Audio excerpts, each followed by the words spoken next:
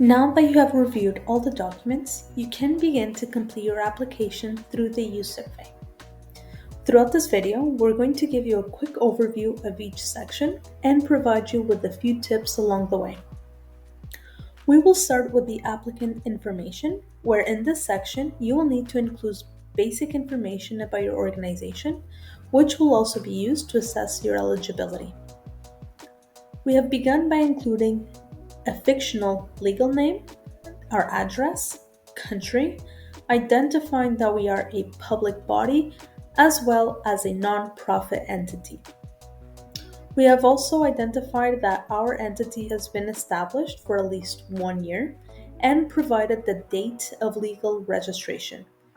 Do remember that to be an eligible applicant, proposals must be presented by an entity established for at least 1 year before the application submission date. We have gone ahead and provided you with a quick template as to how to provide an overview of 2 reference projects and activities that demonstrate your track record of working in the sector. What we suggest is that you provide us with the title of the action, as well as a reference date, a start, end date, or letting us know that it is ongoing. Please do remember that you must provide us with 2 reference activities. We then go ahead to the last 2 questions of these sections. Here we want to know whether you have led a European funded project in the last 3 years. For the purposes of this example, we are going to go ahead and select yes. We also ask whether you have been in any European projects in the last 3 years, any involvement. Again, for the purposes of this example, we will select yes. What this does is open a series of additional questions where we want to gather additional information. For instance, we would like to know how many projects you were involved in, and we have gone ahead and pre-selected that we have been involved in 3 or more.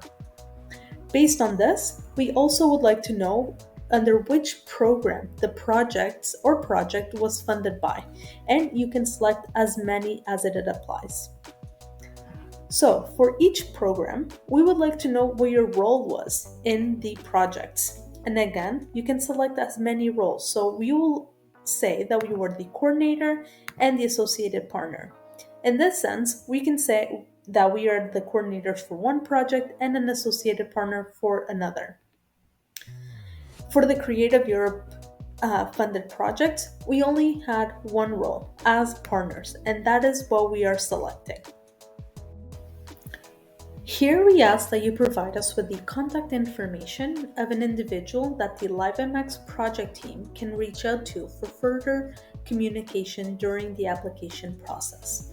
This should be someone that can answer any additional questions we may have pertaining your organization and project proposal, as well as be the individual that will receive the results of your application.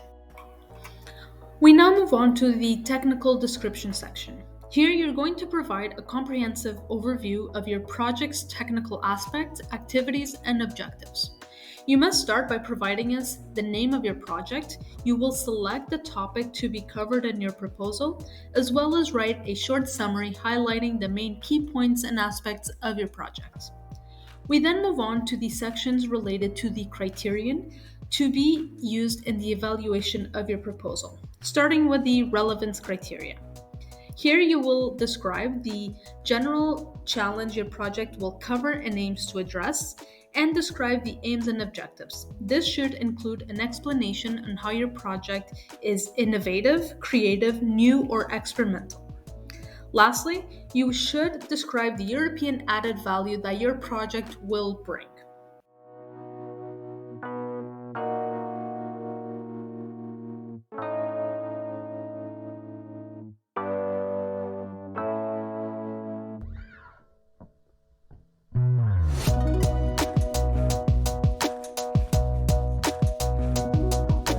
Next up, we have the quality criteria. To start, you will explain how the achievements of your project will be measured. You must also provide us with key planned activities of your project and include a general project timeline, as well as the outputs that the project aims to achieve.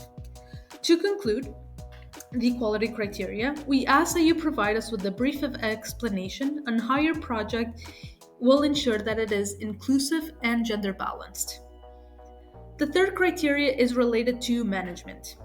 Here you must demonstrate the professional and administrative capacity of the project team.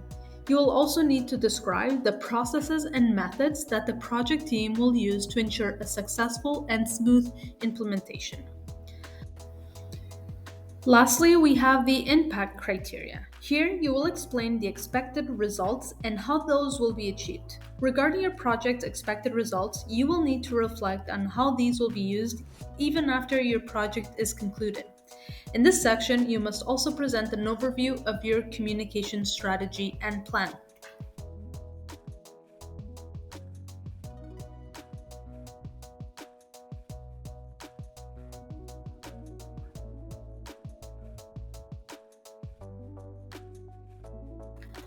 The last few sections of your application will prompt you to reflect on your project's timeframe and budget. Starting with the project's timeframe.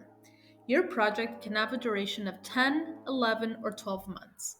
Please keep in mind that this duration is the entire life cycle of your project. This includes planning and groundwork, progressing to the execution, as well as including any conclusion tasks. Based on this, you will select which duration best fits your project needs.